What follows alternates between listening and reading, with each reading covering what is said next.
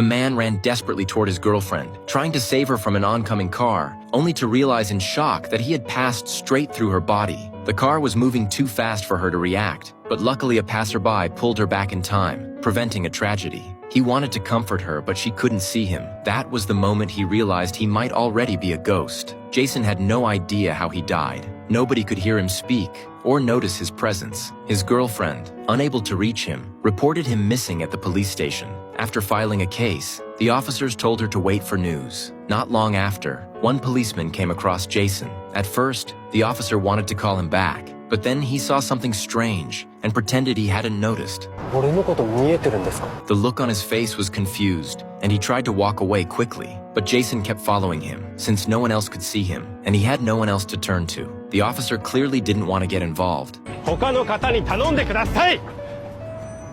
People who saw him talking to thin air assumed he had lost his mind. Finally, unable to ignore Jason's persistence, the officer agreed to help. He first went to Jason's girlfriend and told her Jason had been found, but since she couldn't see Jason, she thought the officer was mocking her and slammed the door in anger. To prove he was real, Jason begged the officer to cook a meal for her. Jason had been a chef, and his girlfriend loved his cooking. If the food tasted the same, she would believe them. Unfortunately, the officer didn't know how to cook and made a complete mess, which only made Jason more anxious. Suddenly, in his frustration, Jason's spirit slipped into the officer's body. He didn't know how it happened, but he realized he could now cook through the officer. Jason got to work with practiced skill. He remembered the first time he had made pudding for his girlfriend. He had accidentally used salt instead of sugar, so she had always believed his pudding was supposed to be salty. Smiling at the memory, he made her the same salty pudding again.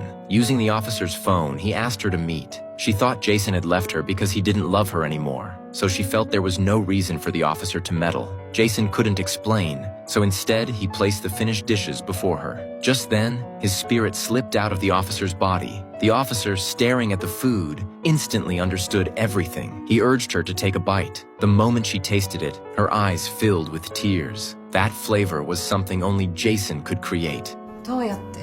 俺が乗り移って作ったって言って。